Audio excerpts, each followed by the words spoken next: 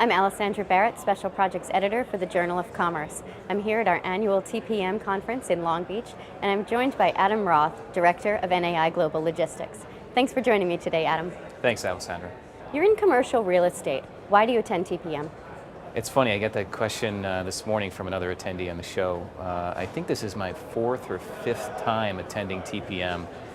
And a reason a commercial real estate person would come to this is we found that the trends and changes that are affecting, or the issues that are affecting logistics and transportation eventually correlate to real estate. Usually real estate's 1 to 2 years behind the issues that they're trying to solve at a logistics show like TPM.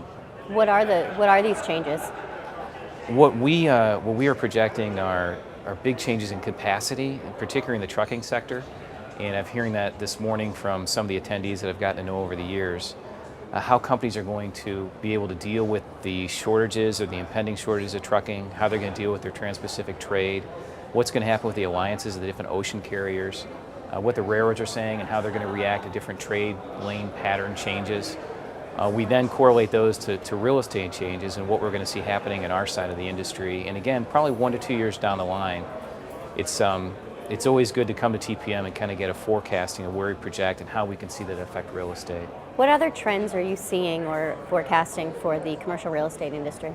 That's been an interesting change over the last couple of years. The biggest trend changes that we've seen, Mexico is a very big one. We're seeing the trade patterns change. The nearshoring conversations are very real. Mexico is growing very rapidly.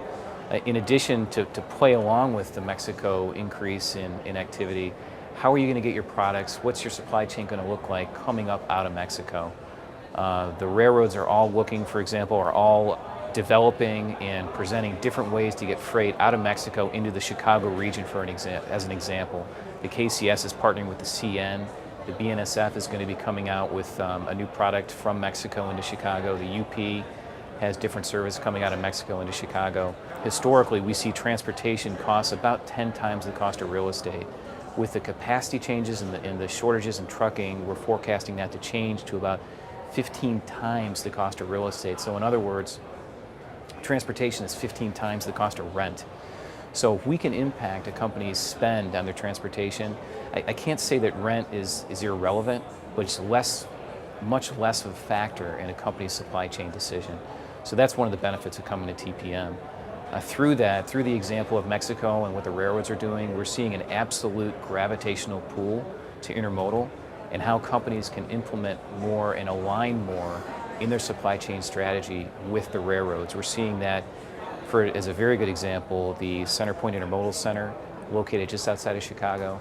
They've built a 500,000 square foot spec building because we're seeing activity and increase occur as companies try to align more on their logistical spend with the rail networks at hand. It's been an interesting evolution over the last couple of years. That Centerpoint project, as an example, is the largest inland port in North America. They'll probably do 3 million TEUs in 2014 alone. We are projecting, and it's on pace to become the third largest maritime operation in North America within probably another year to year and a half. It'll be LA, Long Beach, New York, New Jersey, and then, believe it or not, Centerpoint Intermodal Center in the middle of the country. So those logistical factors overlaid to a company's physical distribution infrastructure has been an interesting journey over the last couple of years. Great. Well, thanks for taking time from the conference to go through all of this with me. Appreciate it, Alessandra. Thanks again. I've been speaking with Adam Roth, Director of NAI Global Logistics.